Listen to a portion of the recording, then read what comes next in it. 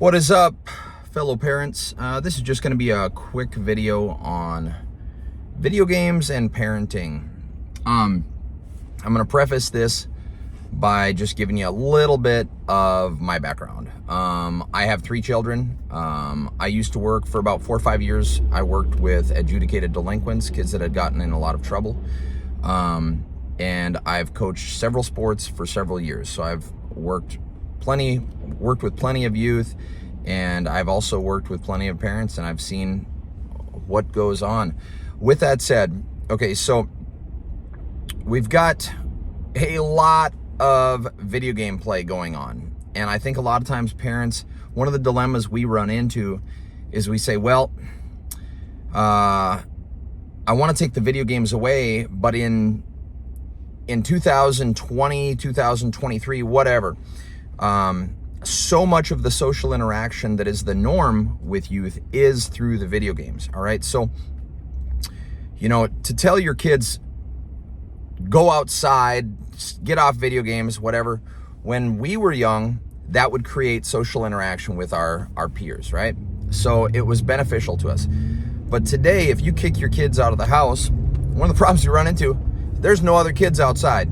So for them to be social, they almost need to have a certain amount of online game interaction. And I'm not saying that's a good thing. I don't like the kids playing video games, but it's just a truth that the way that modern kids interact is through online video games, social media, texting, stuff like that. So as grotesque as it is, they are developing some social skills there. Now, with that said, all right, we have to find a happy medium as parents, right? Because when they're doing this stuff, they're not doing homework. When they're doing this stuff, they're not getting physical activity. And when they're doing this stuff, the type of social interaction that they are getting is not the type of social interaction that is probably going to benefit them in their careers, whether they're working as a worker or running a business or whatever. The type of interaction you have online is a different type of interaction that you have in person, okay? To anybody that thinks that online interaction creates well-adjusted human beings, I would say this. Go on YouTube and just YouTube any of the most successful online gamers and just watch them for a few minutes. Because what you're gonna find is, pardon me for saying this, they are not well-adjusted human beings. Most of them are man-children that if I were to interact with them at a party, I would probably bail on them within about 10 seconds because they're just weird, right? And I'm not trying to be mean, but that's just the damn truth, okay? Our interactions with each other, we need to make sure that as parents, we are creating a lot of interactions that are in person with eye contact and have consequences. Kids get online and they say all kinds of garbage to each other that lacks consequences. And what that does is it creates this a social skill set that is total garbage, right? Anyway, so one of the biggest game problems that I see out there is Minecraft. And I'm going to tell you why. So our kids have played Minecraft and Fortnite, and they've played everything in between. Now, all of these major video game companies that are out today employ psychologists and scientists that know how to use light patterns and sound patterns and what are called rewards to engage the user and make them psychologically addicted.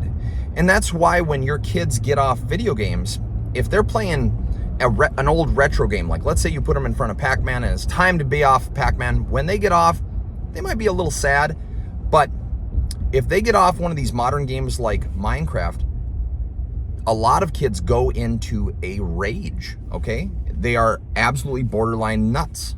And a lot of that comes down to the deliberate creation of a psychological dependence on the game that these game makers are creating. So my personal opinion is that if you are gonna let your kids play video games by themselves, the retro games are gonna be a lot better for them. If they're going to be playing modern video games, you definitely need to say, hey, this is the equivalent of you eating candy, and we need to have some health food in there. So we need to have some sports. We need to have some eye contact interaction with peers. We have to do something other than this. Video games are not healthy. I'm going to close with one little note. All right, let me make my turn real quick. Let's see here. So here's my final note. As parents, we are always going to run into situations where we look at something and we say, okay, what should I do? A good parent would do this, and a friend would do this. And so often as parents, we want to be friends with our kids. But I'm going to tell you what, whenever those two ideologies disagree, you have to choose the option of a good parent, what a good parent would do.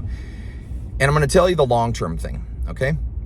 The short term, if you choose the parent choice, your kid will be a little grumpy with you sometimes, and you'll maintain a short-term friendship, okay? But the long term, if you choose the good parenting choice, what'll happen is when they grow old, you will have created a strong, well-adjusted human being, and they will thank you for being a parent instead of taking the easy route out and making buddy choices. Buddy parents are not good parents. Buddy parents fail their children. There's an old phrase, and it goes, when you give today, you take tomorrow, or something like that. When you give to them today, you're taking away from them tomorrow. And what it means is every time that I say yes, or I give my kids something, or I take care of something for them, what I'm doing is I'm making it so that they can't do it for themselves later. Okay, I'm not empowering them.